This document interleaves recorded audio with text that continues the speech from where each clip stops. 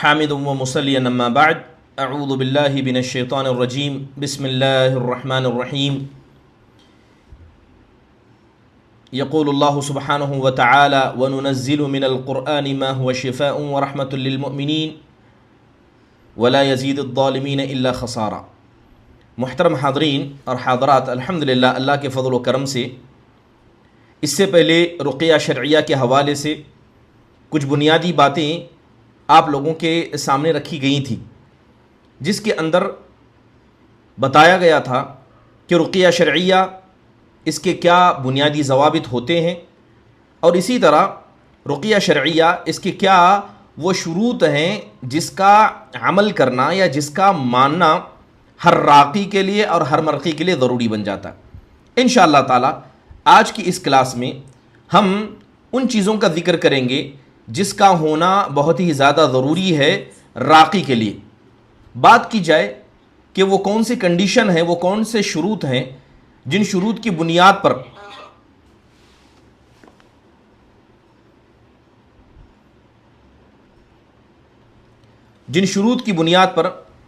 راقی جب رقیہ کرے گا تو اس کا رقیہ کرنا صحیح ہو جائے گا۔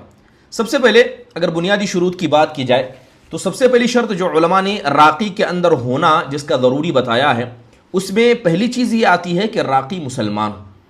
ایسا نہ ہو کہ رقیہ کرنے والا غیر مسلم ہو اور وہ رقیہ کرے، جیسے کہ امام مالک بن انس رحمہ اللہ علیہ نے ربیع بن سلیمان الشافعی رحمہ اللہ سے روایت کیا ہے کہ کسی غیر مسلم سے رقیہ کرانا درست نہیں ہے، اگر کوئی غیر مسلم اہل کتاب ہی میں سے کیوں نہ ہو، چاہے وہ یہودی ہو یا نصرانی ہو، کیونکہ رقیہ شرعیہ جو اسلامی عبادت ہے اس کی حقیقت مسلمان جانتے ہیں، اور اس رقیہ کو بھی کتاب اللہ اور سنت رسول کے ذریعے کیا جاتا ہے۔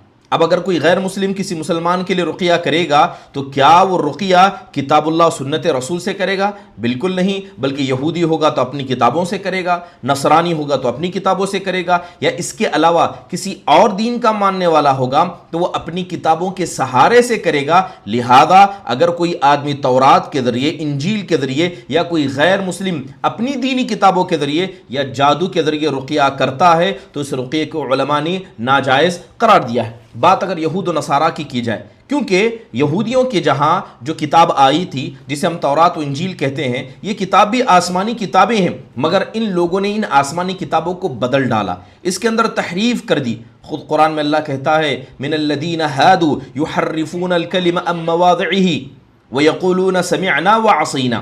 اللہ تعالیٰ کہتے ہیں کہ جن لوگوں نے اپنے آپ کو یہودی کیا، ان لوگوں نے کلمات کو ان کے جگہوں سے بدل کر رکھ دیا۔ انہوں نے کہا کہ ہم نے سنا اور نافرمانی کی، تو پتہ یہ چلا کہ اہل کتاب ان کی کتابوں کے اندر تبدیلی ہو چکی ہے۔ اب لہذا وہ کلام اللہ جو حقیقت میں تھا وہ آج موجود نہیں ہے، لہذا جس کے معانی کو، جن کے الفاظ کو انہوں نے بدل ڈالا، کیا اس سے رقیہ کسی مسلمان کا کیا جا سکتا ہے؟ جی ہاں، بالکل نہیں کیا جا سکتا، بلکہ نادرست ہے۔ بلکہ بعض علماء نے، جیسے امام شافعی رحمہ اللہ نے غیر مسلم سے رقیہ کو جائز قرار دیا ہے تو کچھ دلیلوں کی بنیاد پر جائز قرار دیا، جیسے کہ بڑی مشہور حدیث ہے کہ حضرت عمرہ بنت عبد الرحمن ان سے آتا ہے کہ حضرت ابو بکر سے یہ روایت کرتی ہیں کہ ایک مرتبہ وہ حضرت عائشہ رضی اللہ عنہا کے پاس حضرت ابو بکر آئے تو کیا دیکھا کہ یہودی عورت بیٹھ کر حضرت عائشہ رضی اللہ عنہا پر رقیہ کر رہی تھی، دم کر رہی تھی، تو حضرت ابو بکر نے کہا ارقیہا بکتاب اللہ، کہ تم اللہ کی کتاب کے ذریعے اس پر رقیہ کرنا۔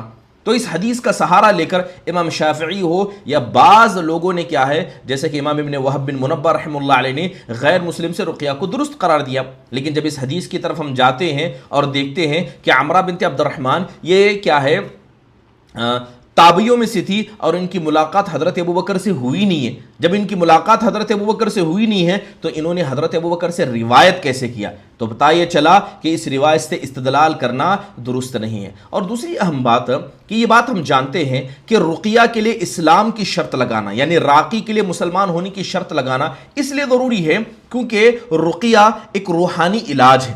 اور یہ روحانی علاج کیسے ہوتا ہے؟ قرآن کے ذریعے ہوتا ہے، نبی صلی اللہ علیہ وسلم کے احادیث میں بتائے گئے دعا کے ذریعے ہوتا ہے، جیسے کہ ابو سعید خدری رضی اللہ عنہ کی روایت میں آتا ہے کان رسول اللہ صلی اللہ علیہ وسلم یتعوذ من الجان وعین الانس حتی نزلت المعوذتان فلما نزلت اخذ بهما وترک ما سواهما۔ حضرت ابو سعید کہتے ہیں کہ اللہ کے نبی صلی اللہ علیہ وسلم عام اپنے الفاظ میں جنوں سے پناہ مانگا کرتے تھے، اسی طرح ایک انسان کے نظر بس سے پناہ مانگا کرتے تھے، کب تک؟ جب تک کہ معوذتین نازل نہ ہوئی۔ جیسے ہی معوذتین اتری آپ نے ان الفاظ کو چھوڑ دیا جس کے ذریعے پہلے آپ ان سے پناہ مانگا کرتے تھے، اور آپ نے معوذتین کو لے لیا اور اس کے ذریعے جنات اور نظر بد سے بچنے کی آپ صلی اللہ علیہ وسلم کوشش کیا کرتے تھے۔ تو یہ بات ہمیں پتہ چلی کہ اللہ کے نبی صلی اللہ علیہ وسلم نے خود بھی کیا ہے، جب معوذتین آیا تو آپ اپنے الفاظ سے جن چیزوں کو پڑھا کرتے تھے آپ نے ان کو چھوڑ دیا۔ یہ تو بات آپ صلی اللہ علیہ وسلم کی ہے،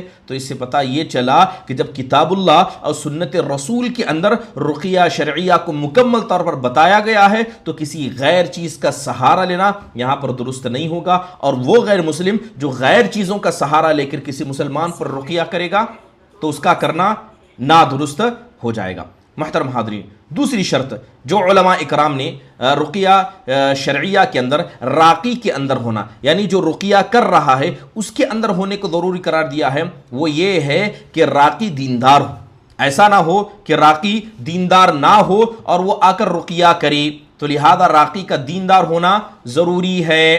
بہت سارے علماء نے اس بات کی طرف اشارہ کیا ہے، بہت سارے علماء نے اس بات کی طرف اشارہ کیا ہے کہ رقیہ یہ اللہ کے نام سے، اس کے اسماء سے، اس کے صفات سے ہوتا ہے، اور اس کے اندر جو راقی ہے یعنی جو رقیہ کر رہا ہے اس کی نیکی کا، اس کی زبان کی تأثیر کا اور اس کے تقوی و پرہیزگاری کا بڑا گہرا اثر پڑتا ہے۔ امام ابن تین رحمہ اللہ نے کہا ہے کہ جو رقیہ پڑھا جاتا ہے یہ روحانی علاج ہے، یہ اللہ تعالیٰ کے ناموں سے ہوتا ہے اور اسی طرح نیک لوگوں کے ذریعے کیا جاتا ہے، لہذا جب یہ اللہ کے ناموں سے ہوگا، روحانی علاج قرآن کے ذریعے ہوگا اور کرنے والا نیک انسان ہوگا، تو یقین جانیے امام ابن تین کہتے ہیں کہ شفا کا یہاں ملنا طے ہو جاتا ہے۔ اللہ تعالیٰ اس طرح کے رقیے کو پسند کرتا ہے، بلکہ امام خطابی رحمہ اللہ فرماتے ہیں کہ رقیہ جو کرنے کا اللہ کے نبی علیہ الصلوۃ والسلام نے حکم دیا ہے، اس سے یہ صاف ہمیں پتہ چلتا ہے کہ جو لوگ نیک ہیں، جن کی نفس نیک ہے، تو ان نیک لوگوں کی نیکی اس رقیہ میں فائدہ دلاتی ہے۔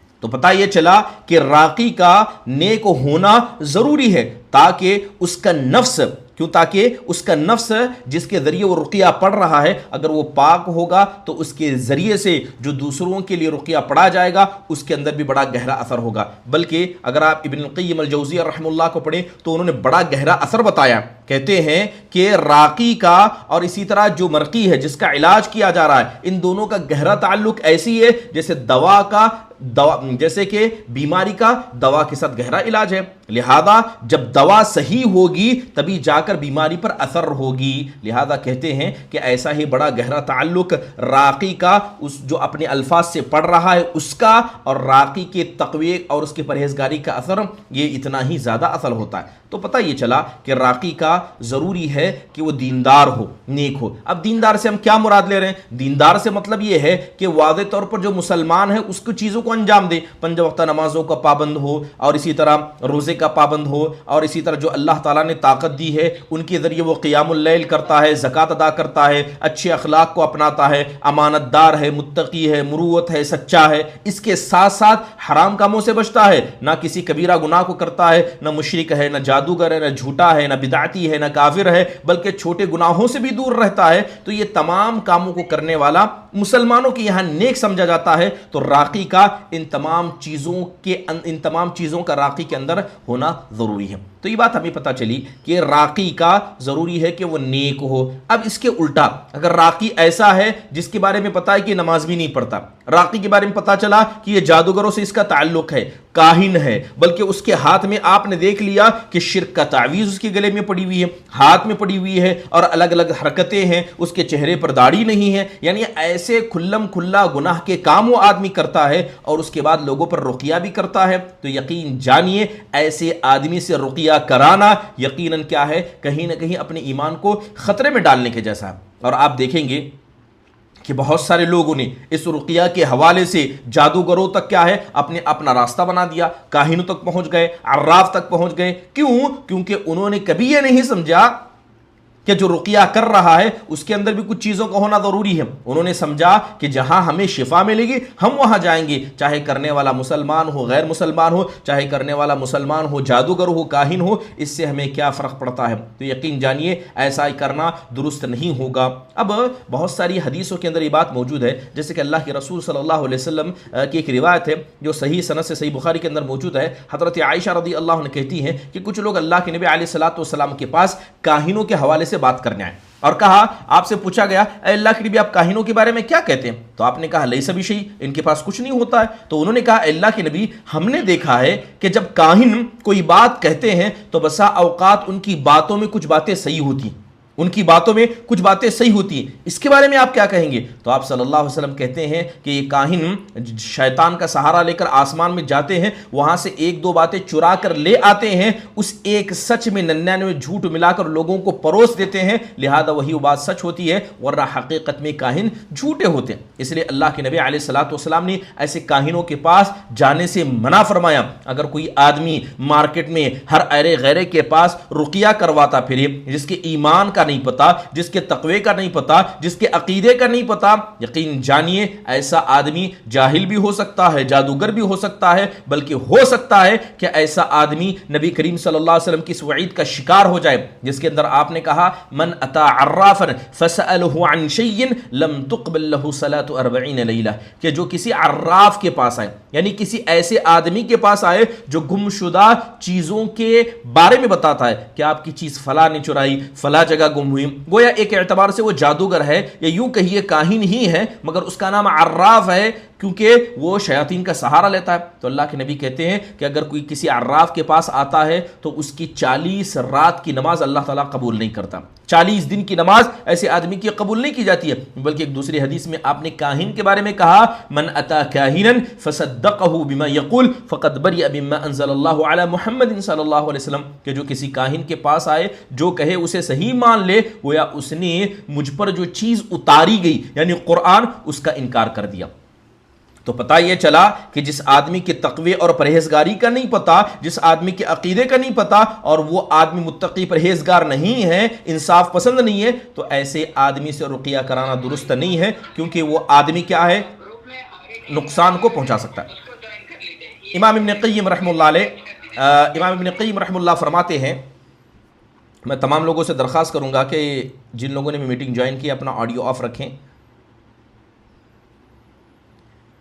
تو گفتگو کر رہے تھے کہ راقی کے اندر کن شرطوں کا ہونا ضروری ہے۔ تیسری شرط جو راقی کے اندر ہونا ضروری ہے کہ راقی اپنے دل کے اندر اس بات کا عقیدہ رکھتا ہو کہ شفا اللہ کی طرف سے ہے، شفا میں نہیں دے رہا ہوں، میرا پڑھنا، میرے بولنے کا انداز، میرا حافظ قرآن ہونا، یہ ساری چیزیں شفا میں کوئی اثر نہیں رکھتی ہیں، بلکہ اصل میں شافی اللہ تعالیٰ ہے۔ اس پر تمام علماء کا اتفاق ہے کہ راقی کا عقیدے کا صحیح ہونا درست ہے، کیونکہ رقیہ بذات خود کسی کو فائدہ نہیں پہنچاتا، مگر اللہ تبارک و تعالیٰ کی جہاں قدرت شامل حال ہو، جہاں اللہ تعالیٰ کی مشیت شامل ہو، تو گویا جب اللہ نے بیماری نازل کی ہے تو وہی اللہ تعالیٰ بھی شفا دینے والا ہے۔ رقیہ بس شفا پانے کا ایک ذریعہ ہے، ورنہ راقی کا اس کے اندر بذات خود کیا ہے کوئی اثر نہیں ہوتا ہے۔ تو پتہ یہ چلا کہ بلا کا آنا اور بلا کا اٹھایا جانا یہ سب اللہ کی طرف سے ہے۔ یہ عقیدہ کس کا ہونا چاہیے؟ یہ عقیدہ راقی کا ہونا چاہیے۔ اس لیے دیکھیں کہ رقیہ کے حوالے سے بہت سارے لوگوں کی یہاں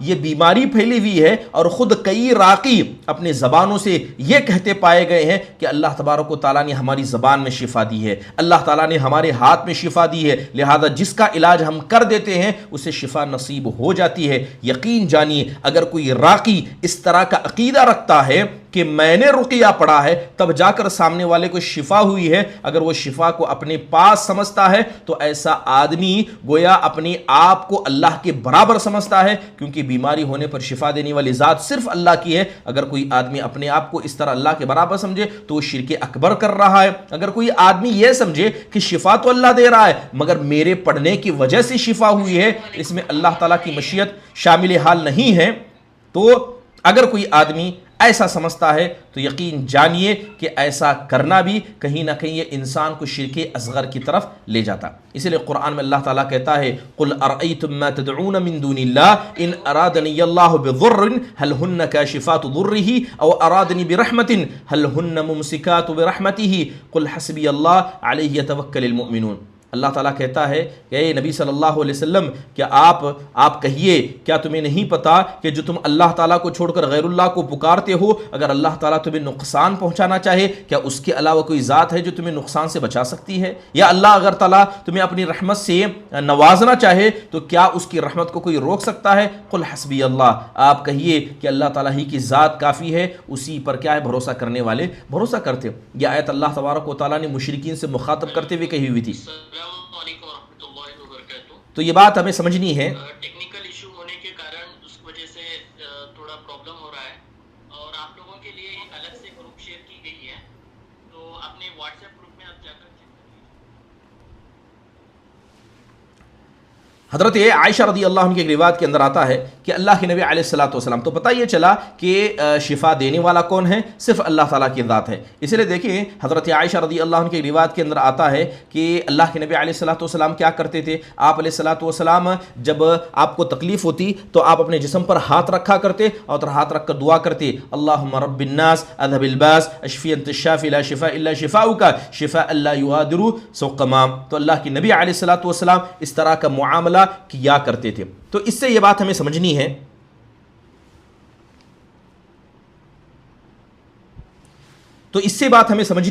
کہ نبی کریم صلی اللہ علیہ وسلم کا شفا حاصل کرنے کے لیے جو معاملہ تھا، جو آپ علیہ الصلوۃ والسلام معاملہ کیا کرتے تھے، اس کا مطلب یہ ہے کہ اللہ کے نبی صلی اللہ علیہ وسلم خود جانتے تھے کہ شفا دینے والی ذات اللہ کی ہے. اللہ کے نبی نے کہا شفی انت الشافی، اے اللہ تو ہی شفا دے کیونکہ شفا تیرے ہاتھ میں. محترم حاضرین، اسی طرح چوتھی اہم چیز جو راقی کے اندر جس کا ہونا ضروری ہے وہ یہ ہے کہ رقیہ کرنے والا رقیے کے طریقے کو جانتا ہو. یعنی جو رقیہ شرعیہ ہے وہ رقیہ شرعیہ اسے پتہ ہونا چاہیے کہ کیسے رقیہ کیا جاتا ہے، اس کا کیا طریقہ ہے. یقیناً رقیے کے طریقے کو جاننا اور رقیے کو جاننا اور اس کا علم رکھنا یہ راقی کے لیے ضروری ہے. ایسا نہیں ہے کہ ہر ایرا غیرہ کیا ہے راقی بن سکتا ہے. تو لہذا ضروری ہے کہ جس طرح ہر مسئلے میں علماء ہیں، علم رکھتے ہیں، اسی طرح رقیہ شرعیہ کا یا طب نبوی کا یقین علم ہونا اس میں ضروری ہے. گویا یوں کہیے کہ آج علماء نے یہ بات بتا دی ہے کہ طب کا علم جسے ہم طب نبوی کہتے ہیں یا رقیہ شرعیہ جس کے اندر آتا ہے، یہ بھی ایک بذات خود ایک علم ہے. بذات خود یہ ایک علم ہے اور اس کے لیے علماء نے بہت ساری کتابیں لکھی ہیں. مگر آپ اگر جا کر دیکھیں گے تو بڑی بڑی کتابوں کے اندر جو حدیث کی کتابیں ہیں اس کے اندر باقاعدہ ایک حصہ طے کیا گیا ہے جس میں طب نبوی کو پڑھا جاتا ہے. صحیح بخاری کے اندر جائیں آپ کو کتاب الطب ملے گا، صحیح سنن ترمذی کے اندر جائیں آپ کو وہاں پر کتاب الطب ملے گا، سنن ابی داؤد کے اندر وہاں پر آپ کو کتاب الطب ملے گا. یعنی علماء نے ان بڑی بڑی حدیث کی کتابوں کے اندر اس کتاب الطب کو سمجھانے کی کوشش کی ہے کہ کیسے علاج ہوتا ہے، کیسے بیماریاں آتی ہیں، بیماریوں کے علاج جسمانی کیسا اور روحانی کیسا ہے.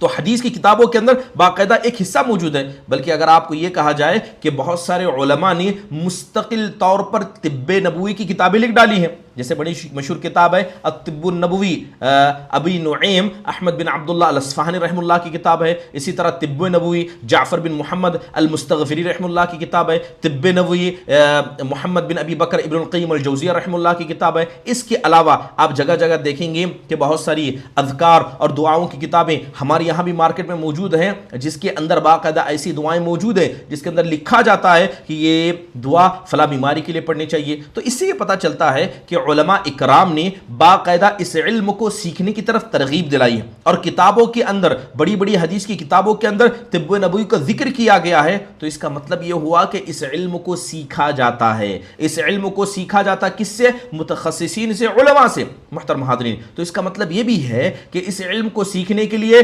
انسان کے پاس بنیاد علم ہونا چاہیے. بنیاد علم یعنی اسلام کا بنیاد علم ہونا چاہیے, اس کے پاس سمجھداری ہونی چاہیے, تبھی جا کر وہ کیا ہے اس رقیہ شریعہ کے علم کو سیکھ سکتا ہے. بلکہ نبی کریم صلی اللہ علیہ وسلم کے زمانے میں کچھ ایسے مرد اور کچھ ایسی خواتین ہوتی جو رقیہ شرعیہ کے مسئلے میں مہارت رکھتی تھی, اور اللہ کے نبی علیہ الصلوۃ والسلام انہیں دوسروں کو سکھانے کے لیے کہا کرتے تھے. ایک بڑی مشہور صحابیہ جن کا نام شفا بنت عبداللہ القرشیہ رضی اللہ عنہا تھا, حدیث کے اندر آتا ہے اللہ کے نبی علیہ الصلوۃ والسلام گھر میں داخل ہوئے تو حضرت شفا بنت عبداللہ القرشیہ حضرت حفصہ کے پاس بیٹھی ہوئی تھی اور یہ رقیہ کرنا جانتی تھی, یہ رقیہ جانتی تھی. تو آپ کو پتا ہے کہ اللہ کے نبی نے حضرت شفا سے کیا کہا؟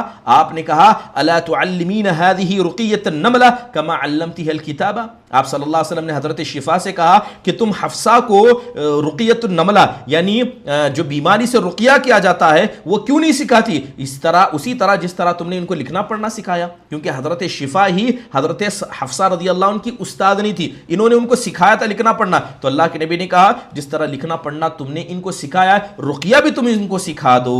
تو پتہ یہ چلا کہ رقیہ کا علم سیکھا جاتا ہے, رقیہ کا علم سیکھنے والے کچھ متخصص ہوتے ہیں. اب اس سے یہ بھی بات سمجھنی چاہیے کہ جس طرح ہر انسان کا ذہن ایک جیسا نہیں ہوتا ہے, معلومات کو حاصل کرنے کا طریقہ نہیں ہوتا ہے, تو اس کا مطلب یہ ہوا کہ رقیہ کو سیکھنے میں بھی سب لوگ ایک جیسے نہیں ہوں گے. کچھ لوگ بہت زیادہ متقن ہوں گے, کچھ لوگ کیا ہے اس رقیے کے آدھا حصہ جانتے ہوں گے, کچھ لوگ رقیے کے مسئلے میں بڑی مہارت رکھتے ہوں گے. اب یہاں پر ایک بات سمجھنے کی ہے کہ اس مسئلے میں علم کا رکھنا ضروری ہے. کوئی آدمی یہ سمجھے کہ کتاب سے سیکھ کر میں رقیہ سیکھ لوں گا, کسی ایک آدمی کو کرتے ہوئے دیکھ کر میں رقیہ سیکھ لوں گا, مجھے رقیہ کے حوالے سے نہ کتابوں میں پڑھنا چاہیے نہ علماء کرام سے اس کی طرف رجوع کرنا چاہیے. اور اللہ معاف فرمائے آج کے دور میں جتنے بھی لوگ رقیہ شرعیہ کے نام پر اپنے آپ کو راقی کہتے ہیں, آپ جا کر پوچھیں کہ آپ نے کہاں سے سیکھا ہے. کوئی کسی کتاب کا سہارا دے گا, کوئی آدمی کہے گا کہ میں نے فلاں فلاں آدمی سے سیکھا ہے, لیکن یہ کہیں نہیں دیکھے گا کہ باقاعدہ رقیہ کو علماء سے سمجھا گیا ہے یا جس طرح حقیقت میں علم کو حاصل کیا جاتا اس طرح علم کو حاصل کیا گیا. محترم حاضرین, رقیہ کا علم سیکھنا یہ کیوں ضروری ہے کہ رقیہ الگ الگ طریقے کا ہوتا ہے. جیسے اگر نظر بد ہو جائے تو اس کے رقیے کا طریقہ الگ ہوتا ہے, جادو ہو جائے تو اس کے رقیے کا طریقہ الگ ہوتا ہے, اگر کسی آدمی پر شیطان یا جن کا بس اثر ہو جائے تو اس کے رقیے کا طریقہ الگ الگ ہوتا ہے. تو ہر رقیے کا طریقہ الگ ہے. لہذا جو آدمی اپنے آپ کو راقی کہتا ہے اس کے لیے بنیادی شرط ہے کہ رقیہ کرنا, جتنے بھی قسم کا رقیہ پایا جاتا ہے ہر قسم کا رقیہ اسے کرنے آتا ہو. بات کریں نظر بد کی, آپ دیکھیں کہ نظر بد آنے سے پہلے اس کا ایک رقیہ ہے, نظر بد ہو جانے کے بعد اس کا ایک رقیہ ہے. اگر آپ علامہ ابن قیم رحمہ اللہ کی کتاب کو پڑھیں گے تو انہوں نے بڑی تفصیل سے اس کا ذکر کیا, انہوں نے اس کا بڑا تفصیل سے ذکر کیا ہے. تو پتہ یہ چلے گا کہ نظر بد ہونے سے کیسے بچا جا سکتا ہے, نظر بد ہونے کے بعد کیسے انسان اپنے آپ کا علاج کر سکتا ہے. امام ابن قیم رحمہ اللہ نے بڑی پیاری بات اپنی کتاب کے اندر لکھا ہے اور کہا ہے کہ یہ آنکھ جو ہے یہ بالکل تیر کی طرح کام کرتی ہے. آنکھ کیا کرتی ہے؟ تین کی طرح کام کرتی ہے. اگر انسان کسی اچھی چیز کو دیکھ لے اور اللہ تعالیٰ کا نام نہ لے, اللہم بارک علیہ, سامنے والے کو دعا نہ دے اللہ تمہیں برکت دے, ماشاءاللہ لا حول ولا قوت الا باللہ, سبحان اللہ, الحمدللہ, اللہ اکبر, یعنی کسی اچھی چیز کو انسان دیکھ لے اور وہاں پر اللہ کی تعریف نہ کرے تو اس انسان کی نظر اس سامنے والے کو لگ جاتی ہے, کیونکہ یہ نظر اس کا سہارا لے کر شیطان سامنے والے کو تکلیف پہنچا دیتا ہے. تو پتہ یہ چلا کہ یہ نظر کیا ہے, اگر انسان کیا ہے اس نظر کے صحیح حفاظت نہ کرے, اللہ کا ذکر نہ کرے, تو اس نظر کے ذریعے کسی کو بھی تکلیف ہو سکتی ہے. مان لیجئے اگر کسی کو نظر لگ گئی تب کرنا کیا ہے؟ تو ضروری ہے کہ جو آدمی اپنے آپ کو راقی کہتا ہے یا رقیہ کے حوالے سے اپنے آپ کو گراؤنڈ یعنی فیلڈ میں اتارتا ہے تو اس کے پاس رقیہ کا علم ہونا ضروری ہے. محترم حاضرین, اگر ہم دیکھیں کہ نظر بد سے جو آنکھ سے رقیہ ہوتا ہے, یعنی نظر بد کا رقیہ کیسے ہوتا ہے, دو طریقے سے علماء کرام نے بیان کیا.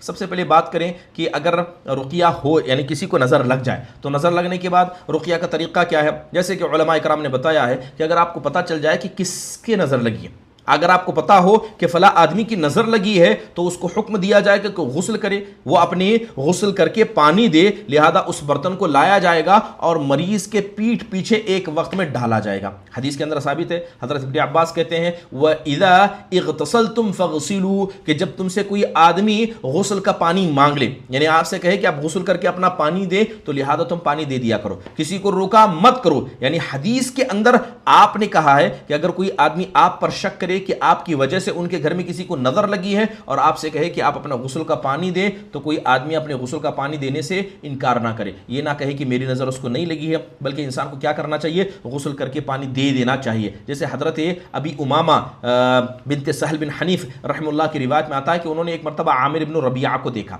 عامر بن ربیعہ کو دیکھا، کس نے؟ سہل بن حنیف نے دیکھا کہ وہ غسل کر رہے تھے، تو کہنے لگے واللہ ما رأیت کلیمی ولا جلدۃ مخبہ، کہنے لگے خدا کی قسم اتنا پیارا خوبصورت جسم میں نے کبھی نہیں دیکھا۔ اب جیسے ہی یہ بات انہوں نے کہی، حضرت سہل بن حنیف کیا ہو گئے؟ نیچے گر گئے۔ بتایا جاتا ہے کہ سہل بن حنیف رحم اللہ علیہ کو، یعنی حضرت سہل بن حنیف کی ان باتوں کی وجہ سے کیا ہے، حضرت عامر کو نظر لگ گئی۔ اب اللہ کے نبی علیہ الصلوۃ والسلام تک کی بات پہنچی تو آپ صلی اللہ علیہ وسلم نے کہا علی ما یقتل احدکم اخا، کہ تم میں کا کوئی آدمی کس بات سے پسند کرتا کہ اپنے بھائی کو قتل کر دے؟ تم نے بارک اللہ کیوں نہیں کہا؟ لہذا اللہ کے نبی علیہ الصلوۃ والسلام نے سہل بن حنیف رضی اللہ عنہ کو حکم دیا کہ وہ غسل کرے اور غسل کر کے پانی حضرت عامر کو دیں۔ اب غسل کرنے کا طریقہ کیا ہوگا؟ یعنی جیسے علماء نے یہ بتایا ہے کہ اگر مان لیجئے میری وجہ سے کسی کو نظر لگی ہے، سامنے والے آ کر کہیں کہ آپ کی وجہ سے نظر لگی ہے لہذا آپ اپنے غسل کا پانی دیں۔ بعض علماء نے ذکر کیا ہے کہ ایک برتن لایا جائے گا، اس میں انسان اپنا چہرہ دھوئے گا، اپنی ہاتھوں کو کونی تک دھوئے گا، اپنی گھٹنوں تک دھوئے گا، اور اسی طرح اپنے ازار کے اندر بھی پانی بہائے گا۔ اب یہ سارا پانی جہاں اکٹھا ہوگا اس پانی کو اس مریض کو، یعنی جس کو نظر لگا ہے، اس کو دیا جائے گا، اور اس آدمی کے پیٹھ کے پیچھے سے، یعنی جس کو نظر لگی ہے اس کے پیٹھ کے پیچھے سے، یعنی سر پر اور پیٹھ پر پیچھے سے پانی ڈالا جائے گا، بہایا جائے گا۔ یقیناً یہ شفا کا طریقہ ہے اور اللہ کے نبی علیہ الصلوۃ والسلام نے اس کا حکم دیا ہے۔ محترم حاضرین، تو پتہ یہ چلا کہ جو آدمی اپنے آپ کو راقی کہتا ہے اس کو یہ طریقہ پتہ ہونا چاہیے۔ اب اس کی وجہ کیا ہے، ایسا کیوں کرنے کے لیے کہا گیا ہے؟ یقین جانیے حدیثوں کے اندر اس کی کوئی حکمت نہیں بتائی گئی ہے، بس اتنا بتایا گیا ہے کہ اگر کسی کی نظر لگ جاتی ہے تو نظر یہ شیطان کی وجہ سے ہوتی ہے، اگر کوئی آدمی اس طرح کا معاملہ کرتا ہے تو ایسے سے شفا مل سکتی ہے۔ تو یہ ایک طریقہ ہوا۔ دوسرا طریقہ رقیہ کرنے کا نظر کے حوالے سے وہ آسان ہے کہ اگر پتہ نہیں کہ کس کی نظر لگی، جب نظر لگ گئی ہے، پتہ ہے فلاں آدمی کی، تو اس سے پانی مانگ لیجئے۔ اگر ایسا مسئلہ ہے کہ آپ کو پتہ نہیں کس کی نظر لگی ہے تو ایسے وقت میں حدیثیں ہمیں ملتی ہیں، حدیثیں ملتے رقیہ کرنے کی۔ وہ کیا ہے کہ انسان، جیسے کہ امام ابن قیم رحمہ اللہ نے اپنی کتاب زاد المعاد کے اندر بڑی تفصیل سے اس کا ذکر کیے ہیں کہ انسان کیا کرے، اللہ تبارک و تعالیٰ سے التجا کرے، دعائیں پڑھے، وہ دعائیں جس کا تعلق نظری بس سے ہے، لہذا ان دعاؤں کا اہتمام کرے۔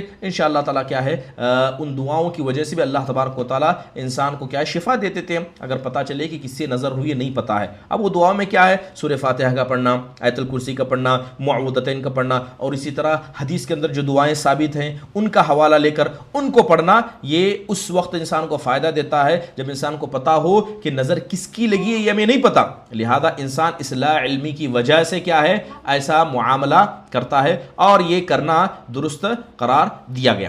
مان لیجئے کسی انسان کو جن نے چھو لیا، جن کا اثر انسان کو آ گیا، تو راقی کو پتہ ہونا چاہیے کہ اس کا علاج کیسے کیا جائے گا، اس کا علاج کیسے کیا جائے گا۔ یہ راقی کا اندر اس کا علم ہونا ضروری ہے، اور سب سے پہلے اس کو یہ تفریق کرنے بھی آنا چاہیے کہ کون سی بیماری نظر بد کی وجہ سے ہوئی ہے اور کون سی بیماری شیطان کے چھونے کی وجہ سے ہوئی ہے۔ جب تک ایک راقی کو یہ تمیز کرنا نہیں آئے گا اور وہ آدمی اپنے کچے پکے علم کے ذریعے رقیہ کرنا چلے جائے تو ہمارے یہاں کہا جاتا ہے کہ نیم حکیم خطرے جان ہے، اور اللہ معاف فرمائے آج ایسے ہزاروں نیم حکیم راقیوں کو آپ دیکھیں گے، گھر میں داخل ہوا، دائیں دیکھا بائیں دیکھا، فوراً کہنے لگ گیا کہ آپ کے گھر میں جادو کا اثر ہے، آپ کے یہاں جن کا اثر ہے۔ آپ بتائیے کہ یہ طریقہ کبھی صحابہ نے نہیں اپنایا، وہ لوگ جو اس دنیا کے سب سے متقی پرہیزگار لوگ تھے، جن کے ایمان کے عمل کی گواہی اللہ تعالیٰ نے دی ہے، انہوں نے کبھی نہیں بتایا کہ کس کے گھر میں جن ہے، کس کے گھر میں شیاطین ہے۔ لیکن یہ منہ بولے راقی جنہیں خود نہیں پتا کہ کیا نظر بد ہے،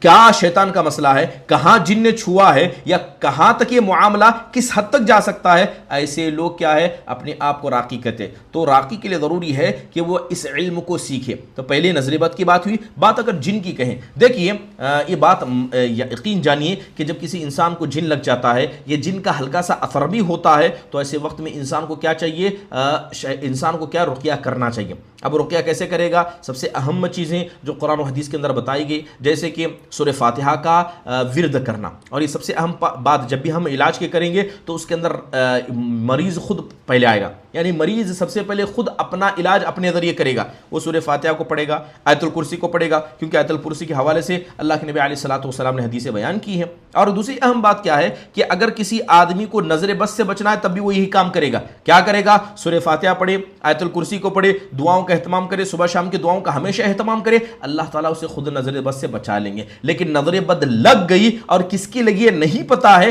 تب بھی انسان اسی کا خیال کرے گا۔ اور بات اگر جنات کی اور شیاطین کی کہیں کہ اگر کسی انسان پر شیطان کا اثر ہو جاتا ہے تو شیطان کے اثر کو دور کرنے کے لیے قرآن جیسی عظیم کتاب ہمارے پاس موجود ہے، لہذا اس کے ذریعے انسان علاج کر سکتا ہے۔ اب دو طریقے کا علاج اس کے اندر بھی علماء نے بیان کیا۔ سب سے پہلے جیسے میں نے کہا کہ اگر کسی کو جن لگ جائے تو علاج سب سے پہلے مریض کی طرف سے ہونا چاہیے، یعنی مریض خود اپنا علاج خود کرے۔ دوسرا علاج راقی کے ذریعے ہوگا، تو سب سے پہلا علاج مریض خود کرے گا اپنا، اس کے بعد دوسرا علاج راقی کرے گا۔ یہ اصل طریقہ ہے، یہ اصل بیماری یعنی جن اور شیطان لگنے کے بعد اصل طریقہ یہی ہے۔ لیکن اللہ معاف فرمائے، آپ بتائیے کتنے ایسے لوگ ہیں جن کو جن کا اثر ہوتا ہے اور وہ اپنا علاج خود کرتے ہیں؟ بہت ہی کم ہوں گے۔ اور جو لوگ بھی کہتے ہیں انہیں اپنی ان قرآن کی پڑھی ہوئی آیتوں پر، احادیثوں پر انہیں خود بھروسہ نہیں ہوگا، وہ خود اتنا مضبوط ایمان نہیں رکھتے ہوں گے، بلکہ ان کا ایمان اپنے ایمان سے زیادہ راقیوں کے ایمان پر ہوتا ہے۔ تو سب سے پہلے علاج کا طریقہ یہ ہے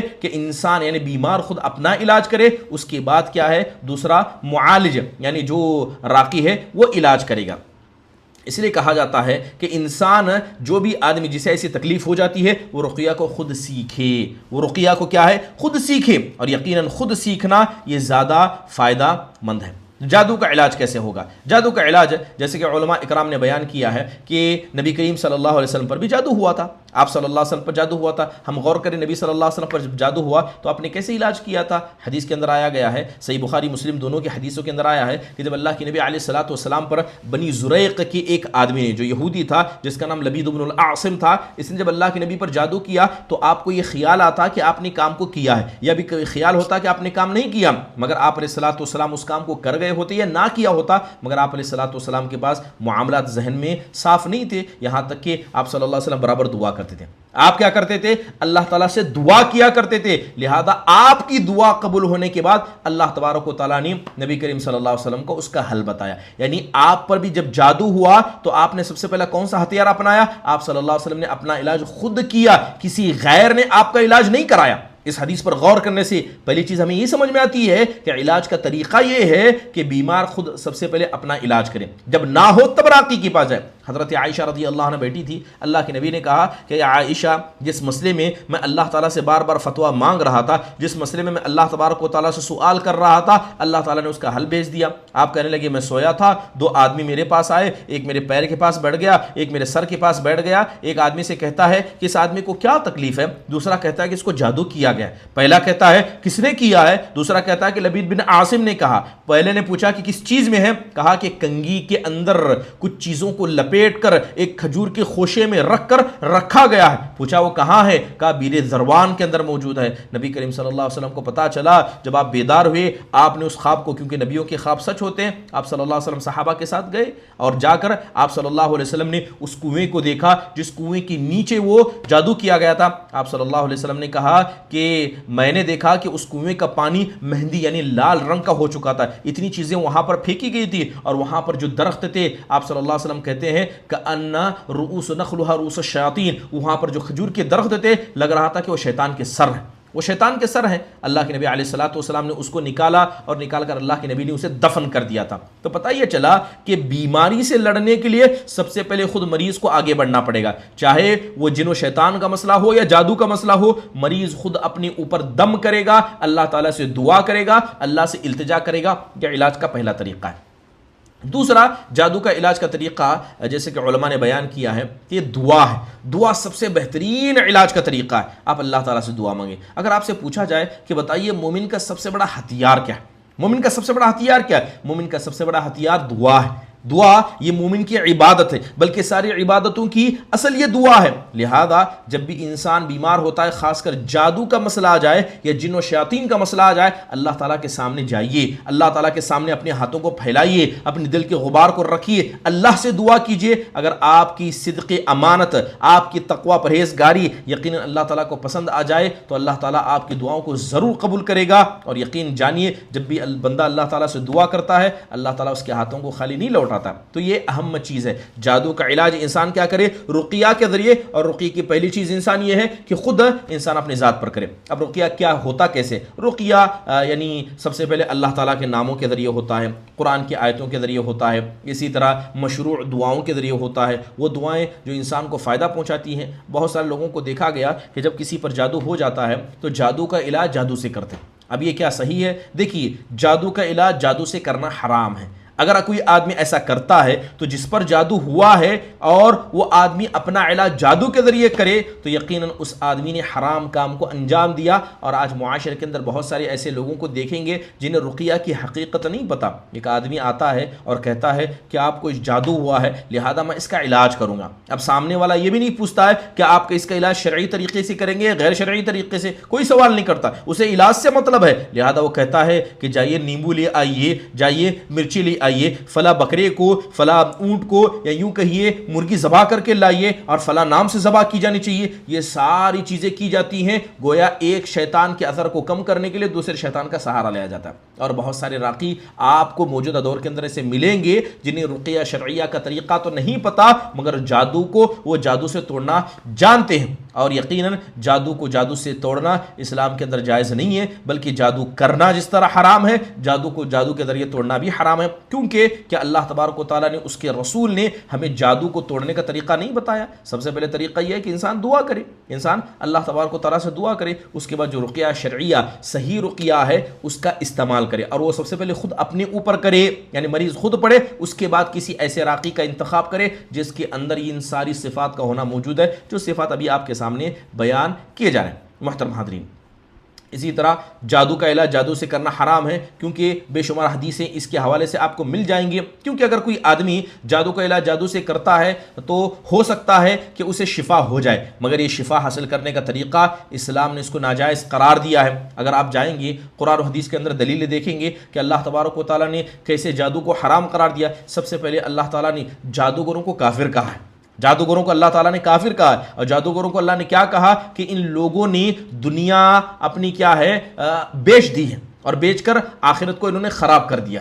دنیا بیچ دی ہے، لہذا دنیا کے اندر انہوں نے اپنا ایمان بیچا، اپنے عقیدے کو بیچا، کس لیے؟ دنیا کے تھوڑے سے فائدے کے لیے، اور گئی کیا؟ ان کی آخرت چلی گئی۔ اللہ تعالیٰ نے کہا وَاتَّبَعُوا مَا تَتْلُو الشَّيَاطِينُ عَلَى مُلْكِ سُلَيْمَانَ وَمَا كَفَرَ سُلَيْمَانُ وَلَكِنَّ الشَّيَاطِينَ كَفَرُوا۔ اللہ نے کہا کہ حضرت سلیمان، جیسے کہ لوگ کہتے ہیں کہ انہوں نے جادو کیا تھا، اللہ نے کہا کہ حضرت سلیمان نے کفر نہیں کیا، یعنی حضرت سلیمان نے جادو نہیں کیا، مگر شیاطین یہ کام کیا کرتے تھے، لوگوں کو جادو سکھایا کرتے تھے۔ اور یقین جانیے جادو کا سیکھنا اور سکھانا یہ انسان کو کفر کی طرف لے جاتا ہے۔ تو اللہ تعالیٰ نے صاف طور پر یہ بات کہی ہے۔ دوسری اہم بات یہ ہے کہ جادو ہمیشہ انسان کو نقصان پہنچاتا ہے، کیونکہ اس لیے اللہ تعالیٰ نے اس کو حرام قرار دیا۔ جب آپ شیطان کے قریب جائیں گے، اس سے مدد لیں گے دوسرے شیطان سے بچنے کے لیے، تو ایسا ہو نہیں سکتا کہ جس شیطان کے پاس آپ مدد لینے کے لیے گئے ہیں وہ آپ کی مدد کر کے آپ کو چھوڑ دے۔ وہ آپ سے ایسی چیزیں مانگے گا جس کے ذریعے وہ پوری آپ کی آخرت کو برباد کر کر رکھ دے گا۔ محترم حاضرین،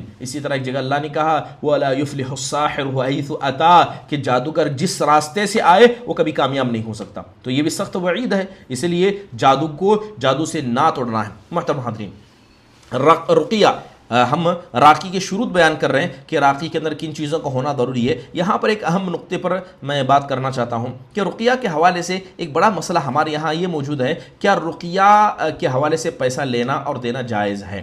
جیسے دیکھا جاتا ہے کہ جو لوگ رقیہ کا کام کرتے ہیں، یعنی لوگوں کے لیے یہ خدمت خلق کا کام کرتے ہیں، اس کے علاوہ بہت سارے لوگ ایسے ہیں جو خدمت خلق کا کام نہیں کرتے بلکہ وہ لوگوں سے باقاعدہ پیسے کا مطالبہ کرتے ہیں۔ اب یہاں پر علماء کے درمیان اختلاف ہے۔ بعض علماء کا کہنا ہے کہ رقیہ کرنے کے بعد پیسہ لینا جائز ہے، جس طرح قرآن کی تعلیم پر پیسہ لینا جائز ہے، اور بعض علماء نے جب جائز بھی کہا ہے تو کچھ کنڈیشن لگا دیا۔ سب سے پہلے جو علماء رقیہ کرنے پر پیسہ لینے کو درست قرار دیتے ہیں وہ حضرت ابو سعید الخدری رضی اللہ عنہ کی مشہور حدیث کا سوار رہتے ہیں کہ صحابہ اکرام ایک مرتبہ سفر میں تھے، عرب کی کسی خاندان میں سے کسی قبیلے میں سے قبیلے کے پاس سے گزرے، انہوں نے مہمان نوازی کا مطالبہ کیا، انہوں نے مہمان نوازی نہیں کی، لہذا تو صحابہ سے انہوں نے پوچھا کیا تم میں کوئی رقیہ کرنے والا ہے، کیونکہ ہمارے سردار کو کیا ہے تکلیف ہے، بعض روایتوں میں آتا بچھو نے کاٹا، بعض روایتوں میں آتا سانپ نے کاٹا تھا، تو وہ کہا کہ ہاں ہم رقیہ جانتے ہیں، لہذا ایک صحابی گئے اور جا کر انہوں نے سورہ فاتحہ پڑھا اور وہ آدمی کو شفا ہو گئی۔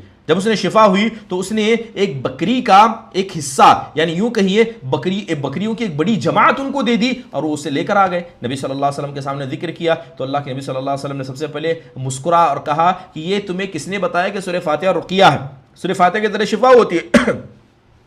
تو اللہ کے نبی علیہ الصلوۃ والسلام نے کہا کہ جو بکریاں تم لائے ہو اس میں میرا بھی حصہ لگا دو۔ آپ نے کیا کہا کہ جو بکریاں تم نے لی ہیں اس میں میرا بھی حصہ لگا دو۔ تو یہ حدیث صاف طور پر بتاتی ہے کہ انسان جب رقیہ کی خدمت کو انجام دے گا تو اس سے پیسہ لے سکتا ہے، اور نبی کریم صلی اللہ علیہ وسلم نے بھی اس سے اپنا حصہ لگایا۔ دوسری حدیث ہے ان احق ما اخذتم علیہ اجرا کتاب اللہ، کہ سب سے زیادہ حق اگر کوئی چیز رکھتی ہے جس پر تم اجر لو، یعنی جس پر تم پیسہ لو، اللہ تعالیٰ کی کتاب ہے۔ اس سے بھی بعض علماء نے اس کا استدلال کیا۔ محترم حاضرین، اس کے علاوہ حضرت یعلا بن مرہ رضی اللہ عنہ کی روایت، اور اسی طرح حضرت خارجہ بنت سلط التمیمی رضی اللہ عنہ کی روایت، یہ روایتیں ایسی ہیں جو بتاتی ہیں کہ رقیہ کرنے کے بعد پیسہ لینا درست ہے۔ لیکن سوال یہ ہے کہ کیا ان حدیثوں کے ذریعے انسان جب اس بات کو مان لے کہ رقیہ کے ذریعے پیسہ لینا جائز ہے تو جیسے چاہے ویسا پیسہ لے، یا علماء نے کچھ اس میں شرطیں بھی بیان کی ہیں؟ محترم حاضرین، سب سے پہلی چیز یہ، ان حدیثوں کو پڑھنے کے بعد علماء کی جو دوسرے علماء جو اس کو ناجائز قرار دیتے ہیں، یا وہ علماء جس کو جائز قرار دیتے ہیں پیسے لینے کو، مگر وہ کچھ کنڈیشن لگاتے ہیں، کچھ شرطیں لگاتے ہیں۔ پہلی چیز یہ ہے کہ دینے والا اپنی طرف سے دے، مانگا نہ جائے۔ کیا کہا گیا ہے؟ علماء نے جو شرطیں لگائیں کہ دینے والا اپنے طور پر دے، دینے والا اپنے طور پر دے، اس سے شرط لگا کر نہ مانگا جائے، جب ایسا ہوگا تو لینا درست ہے۔ بعض علماء نے کہا کہ سامنے والے کو مجبور کر کے نہ لیا جائے، اس کو بعض علماء نے کہا، بلکہ اگر آپ اس کے شروط کو دیکھیں، ضوابط کو دیکھیں، تو سب سے اصل چیز یہ ہے کہ رقیہ یہ دین کی تعلیم کا حصہ ہے، اور انسان کو کرنا کیا چاہیے؟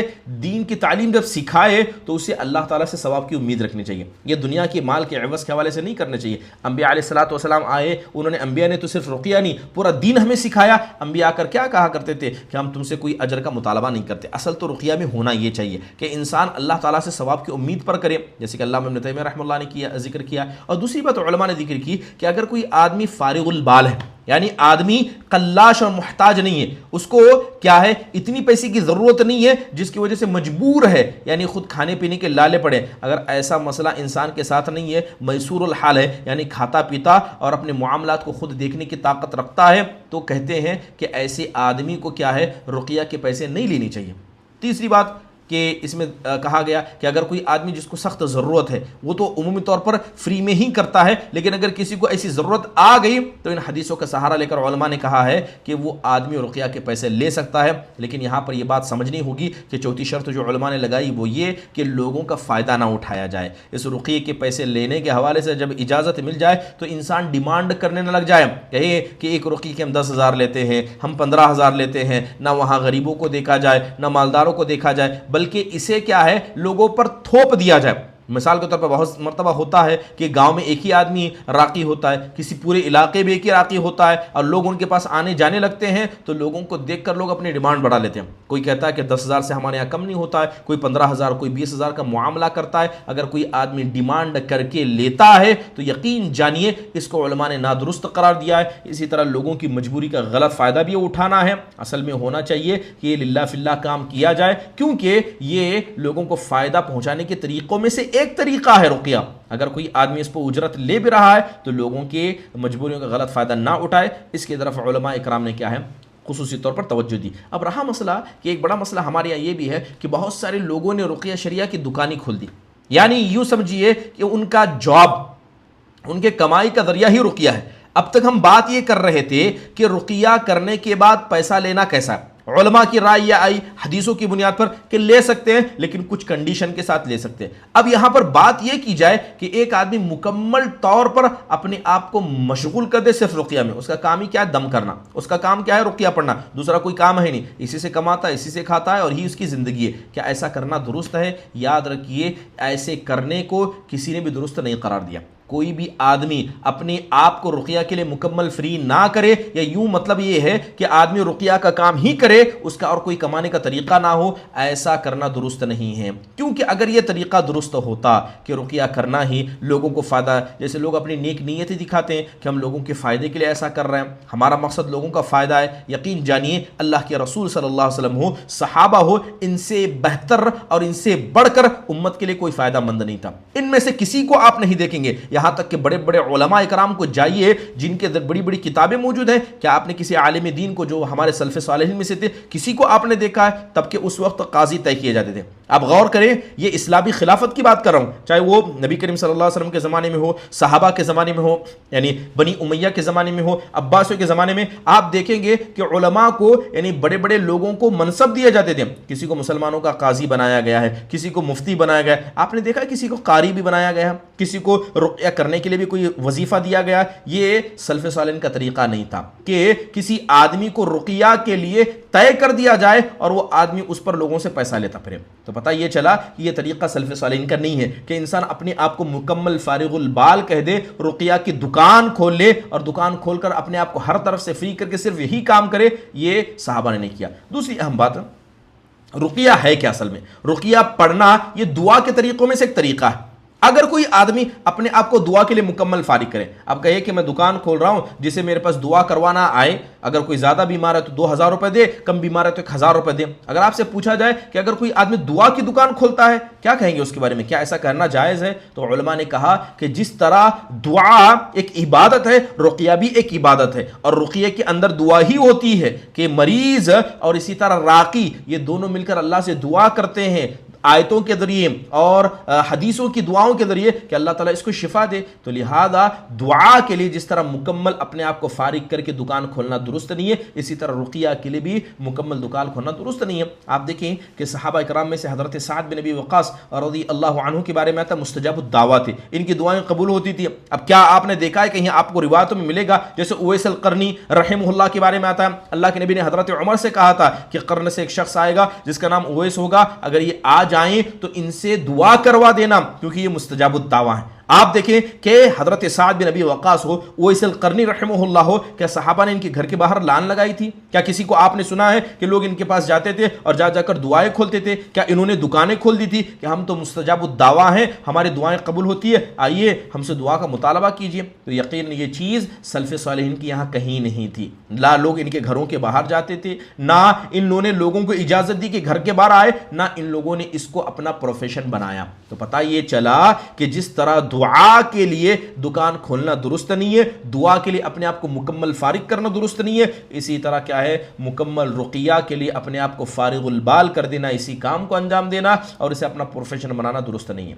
بعض علماء نے اس کے بہت سارے مفاسد بتائے. مان لیجیے اگر کوئی آدمی دکان کھول لیتا ہے تو کتنے فسادات کو جنم دیتا ہے. سب سے پہلے اگر کوئی آدمی رقیہ کا کام کرنے لگے گا تو وہ آدمی ظاہری بات ہے کہ عالم دین ہوگا. ایک جاہل آدمی تو اس کام کو کرے گا نہیں کیونکہ اس کا بڑا گہرا تعلق دینی علم سے ہے. تو ایک عالم دین جب اپنی تمام تر مصروفیات کو رقیہ میں لگا دے گا تو جو بقیہ علم اس نے پڑھا ہے اس کا کیا ہوگا؟ گویا ظاہری بات ہے اسے ضائع کر دے گا. لکھنا پڑھنا, اسی طرح بیان و خطبہ, دیگر کام ہے, ان سب چیزوں کو چھوڑ دے گا اور لوگوں کی شفا میں لگ جائے گا. تو کہیں نہ کہیں یہ آدمی اپنے علم کو ضائع کر رہا ہے. اور دوسری بات آپ دیکھیں کہ جب 10 لوگ آپ کے گھر کے باہر لائن لگائیں گے تو بسا اوقات انسان, بلکہ یوں کہے کہ ہر انسان اتنا ہی کمزور ہے کہ اس کے دل میں تکبر اور کبر پیدا ہو جاتا ہے. تو بسا اوقات عالم کے دل میں تکبر اور کبر کا پیدا ہونا یہ انسان کی اخلاقی اور عقیدے کی برائی کے لیے کافی ہے. لہذا یہ بیماری بھی اسی وجہ سے پیدا ہو جاتی ہے جب ایک عالم دین اس کا دکان کھول لیتا ہے۔ اور اسی طرح یہ بات جان لیں کہ رقیہ کا یہ طریقہ یعنی رقیہ کا یہ طریقہ جو عام طور پر راقی کرتے ہیں، یعنی مثال کے طور پر 10 مریض آ گئے، ایک ساتھ دعا پڑی اور سب پر پھونک دیا، 10 برتن لائے سب پر ایک ساتھ دم کر دیا، یہ راقیوں کے نئے نئے طریقے ہیں۔ اور یہ راقی کب کرتے ہیں؟ جب لوگ بہت زیادہ، 10 لوگ آئیں، 20 لوگ اور انتظار میں ہیں، جلدی رقیہ کرنا ہے، تو کیا کریں گے؟ 10 کو بٹا کر ایک ساتھ رقیہ کر دیں گے۔ اب یہ طریقہ انہوں نے کہاں سے نکالا؟ یہ لوگوں کے گھروں کے باہر آنے کی وجہ سے طریقہ نکالا، اور یہ طریقہ بدعتی ہے، ایسا طریقہ شریعت کے اندر درستی نہیں ہے، ٹھیک ہے؟ تو آپ دیکھیں لوگوں نے اس طریقے نکال لیے، کیوں؟ جب لوگوں کی بھیڑ ان کے گھروں کے باہر زیادہ ہو گئی۔ اور دوسری بات یہ ہے کہ جب کہ انسان اسی کام کے لیے لگ جاتا ہے تو کہیں نہ کہیں جو لوگ اس کے پاس آ رہے ہیں یا جس کے پاس لوگ زیادہ آ رہے ہیں، یا تو کرنے والا یا جو لوگ آ رہے ہیں ان کا تعلق اس راقی سے جڑ جاتا ہے، وہ سوچنے لگتے ہیں کہ یقیناً اس نے اتنی بڑی دکان کھولی ہے، لوگوں کی اس کے پاس شفا ہوتی ہے، لوگ بہت زیادہ جاتے ہیں، ہو سکتا ہے کہ اس کے پاس شفا ہو۔ اگر کوئی آدمی اس نیت سے کسی راقی کے پاس جاتا ہے تو ظاہری بات ہے وہ شرک کو انجام دے رہا ہے۔ اور محترم حاضرین، یہ کام یقیناً کیسا ہے کہ آدمی اپنے آپ کو اس کام کے لیے فارغ البال کر دے، یہ ویسا ہی ہے جیسے کہ آپ نے جادوگر اور کاہنوں کو دیکھا کہ جادوگر کاہن کیا کرتے ہیں؟ اپنے آپ کو مکمل فارغ کر دیتے ہیں، یہی کام میں لگ جاتے ہیں اور لوگوں کو گمراہ کرنا یہ کام ہو جاتا ہے، کہیں نہ کہیں یہ کام بھی اسی طرح ہوتا ہے۔ تو لہذا پتہ یہ چلا کہ انسان اپنے آپ کو مکمل فارغ البال کر کے اسی کو اپنی جاب بنا لے، اسی کو اپنا پیسہ کمانے کا طریقہ بنا لے، یہ کہیں سے بھی درست نہیں ہے، علماء نے اس کو ناجائز قرار دیا ہے۔ محترم حاضرین، یہ کچھ بنیادی باتیں راقی کے حوالے سے تھی کہ راقی کے اندر ان چیزوں کا ہونا ضروری ہے، لہذا ان چیزوں کا خیال ہر انسان کو رکھنا چاہیے۔ جب انسان ان چیزوں کا خیال رکھے گا تبھی جا کر کیا ہے راقی کا جو تقوی ہے، جو پرہیزگاری ہے، اور اسی طرح اس کا پیسہ نہ لینا ہے، اللہ تعالیٰ کے ثواب کے لیے کرنا ہے، اور اس کے لیے بالکل جاب یعنی پیسہ کمانے کا ذریعہ نہ بنانا ہے، یہ ساری چیزیں جب ایک راقی کے اندر اکٹھا ہو جاتی ہیں تو یقین جانیے قرآن کی آیتوں کو جب وہ پڑھے گا تو اس کا تقوی، اس کی پرہیزگاری اور للہ فی اللہ کا یہ کام کرنا رقیہ کے اندر بڑا اثر ڈالے گا، اور اللہ تبارک و تعالیٰ کیا ہے اسی کی وجہ سے بسا اوقات بہت سارے لوگوں کو شفا دیتا ہے۔ یہ کچھ بنیادی باتیں راقی کے حوالے سے تھی۔ انشاءاللہ تعالیٰ اگر اللہ نے زندگی باقی رکھی تو جس آدمی پر رقیہ کیا جا رہا ہے اس کے لیے بھی کچھ شروط ہیں، اور اسی طرح وہ بدعتی وہ خرافاتیں جو عام طور پر لوگ کرتے ہیں، انشاءاللہ تعالیٰ اس کا بھی ذکر آئندہ ہونے والی کلاس میں کیا جائے گا۔ اللہ تعالیٰ سے دعا ہے کہ اللہ تبارک و تعالیٰ ہم سبھی لوگوں کے عقیدے کو درست فرمائیں، اور جو عقیدے کی گمراہی ہمارے یہاں پائی جاتی ہے اللہ تبارک و تعالیٰ اس کے اندر تمام لوگوں کی اصلاح فرمائے۔ اقول قولی ھذا واستغفر اللہ لی ولکم ولسائر المسلمین من کل ذنب فاستغفروا انہ هو الغفور الرحیم۔